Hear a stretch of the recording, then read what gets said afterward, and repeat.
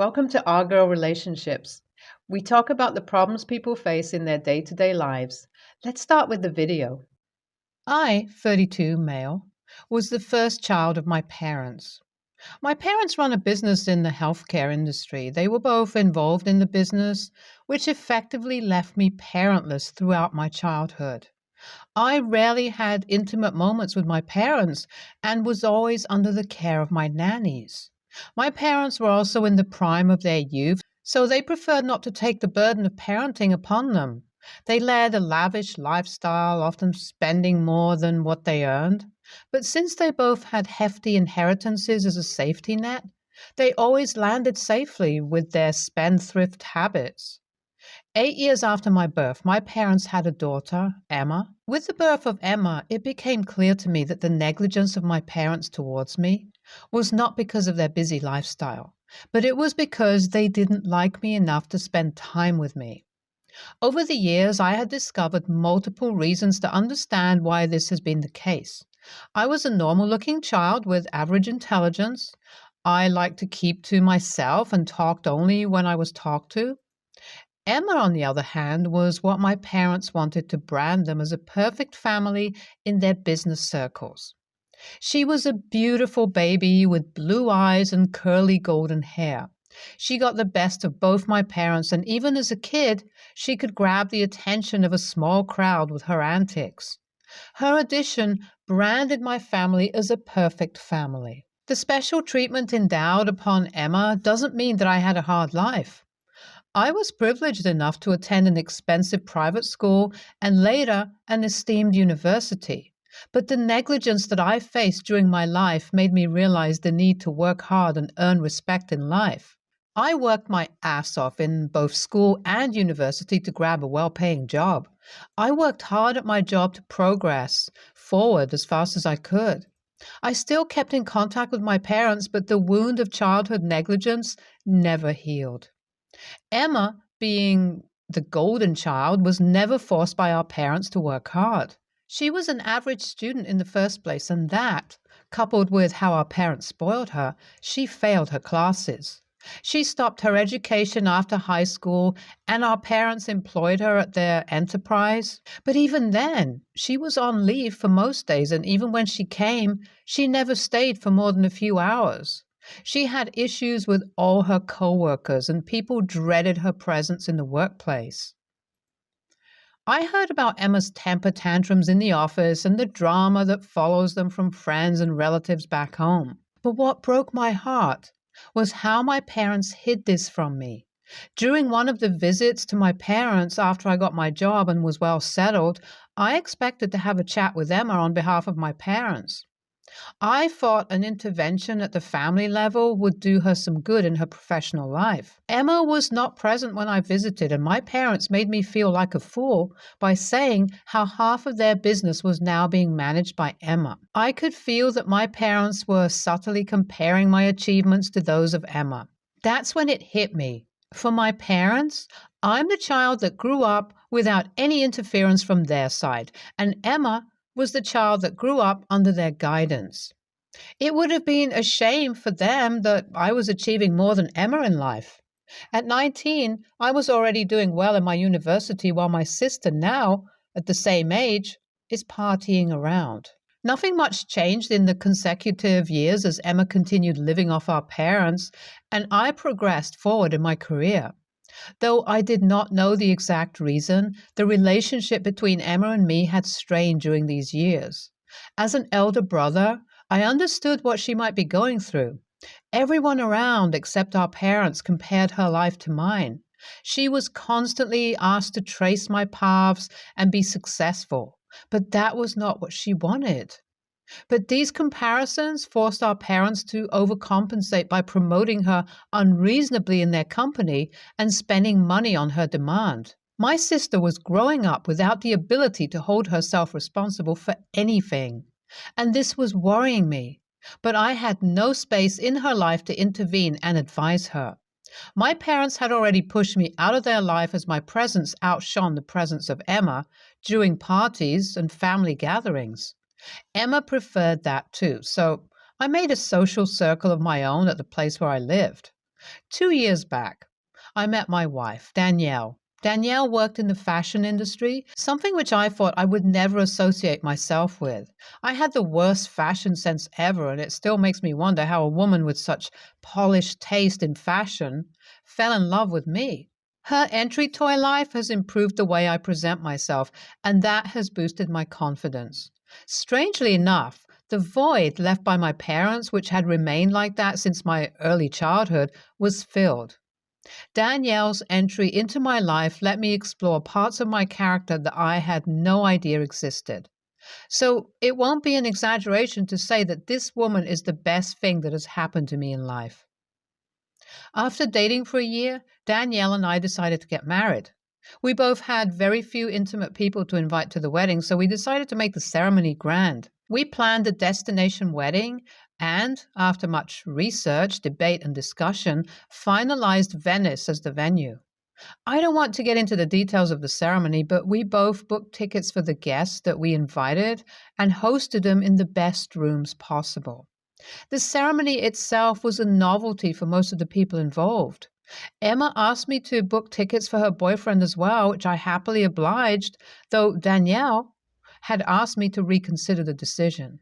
Throughout the wedding, I could see the flame of jealousy in Emma's eyes, and she was constantly being consoled by our mother. My parents were in awe about the wedding that I had planned, but they made sure to keep their excitement to themselves. Even before the wedding, my family had avoided my advancements to hold a family dinner together with Danielle. They continued to do this after the wedding, so after a while, I left the plan. Around the same time, I got to know that my parents were bad-mouthing me to people around them, claiming how I had used their money to complete my studies and get a job, but how I had left them in their old age. My father even commented that he was not going to leave a penny out of his inheritance to me. My aunt on my father's side, who has always been on my team, was kind enough to warn me about what had been happening at home. It would be a lie if I said that it didn't hurt me. Losing your family is a big deal, and Danielle held me through that phase. A few months back, I got to know that my sister was planning her wedding. My aunt told me that my sister was awestruck by my wedding and wanted something similar for her. She made her boyfriend propose to her and designed a flamboyant wedding in Tuscany. But she and her boyfriend were both broke, so she asked our parents to fund her wedding. To nobody's surprise, they gleefully accepted her request. But they couldn't afford a Tuscany wedding. So they asked her to shift the location to Hawaii. After much resistance, my sister finally gave in and she designed an exuberant wedding in Hawaii. Throughout this planning period, neither my parents nor my sister cared to involve me in any degree. I even met them once while this was happening, but they kept silent about the wedding preparations. So I decided to accept the reality that I would be uninvited to my sister's wedding. To my surprise, a few weeks back, my parents invited Danielle and me to dinner at their house. This was the first time they were inviting Danielle to their house, so my innocent mind thought that it would be the first step in mending my relationship with my parents.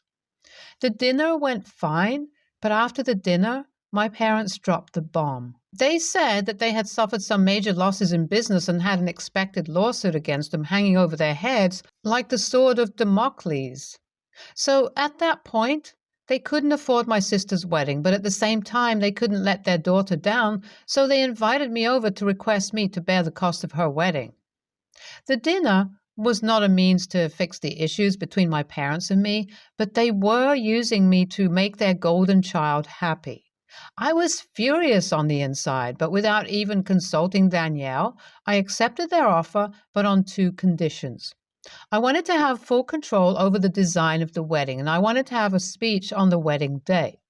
They were slightly surprised as I was not usually the one to give speeches, but didn't care as I was helping them with saving the esteem of their favorite child. Unlike my wedding, Emma's wedding was very crowded. Apart from her friends, family members from both sides of our parents' families were also invited. This was the perfect opportunity to speak my heart out, and that's the reason why I decided to give the speech. The wedding day was today, and I could see how dissatisfied Emma was with the arrangements that I made. We had very different tastes, and I was sure that anything I chose would make her feel like it was a poor choice. But I was there just to deliver my speech, so when the time came, I asked Danielle to record my speech. Ladies and gentlemen, I began. I want to take a moment to thank my parents for giving me the opportunity to speak today.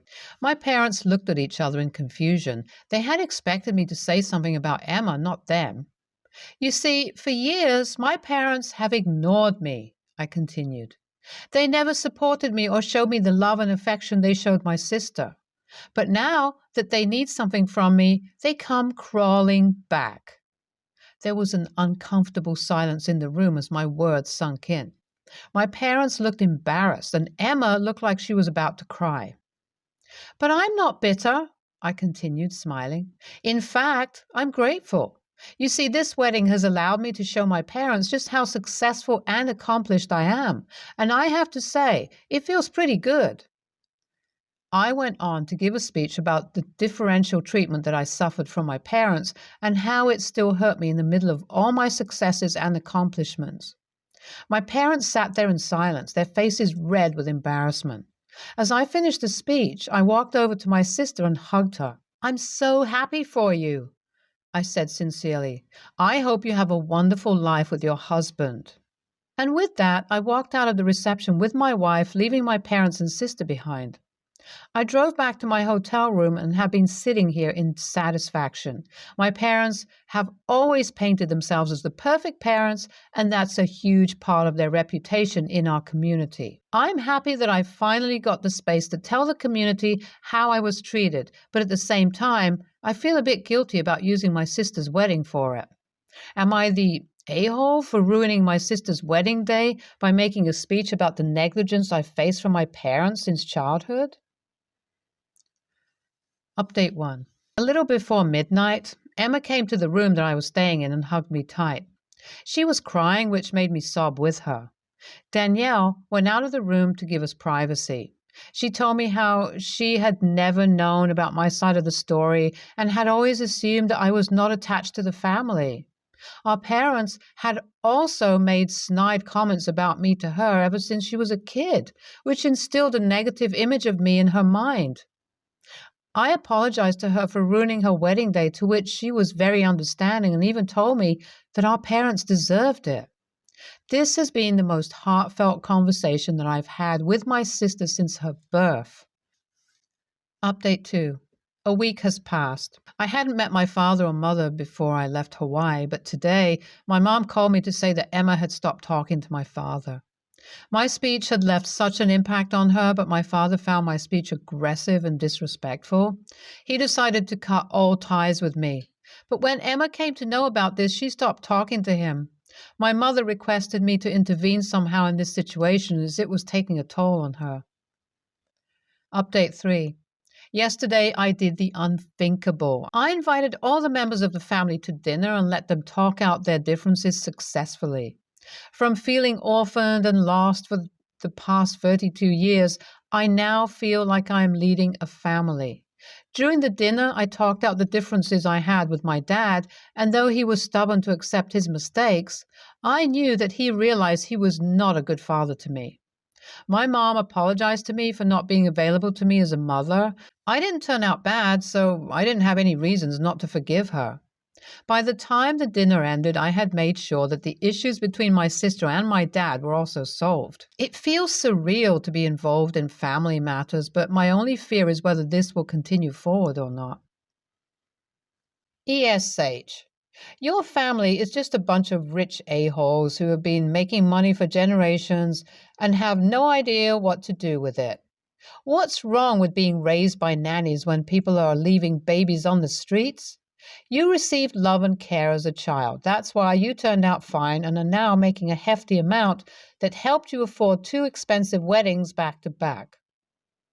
NTA, but you could have done this early instead of being a doormat for these many years, hoping your family will learn from their mistakes and learn to love healthily.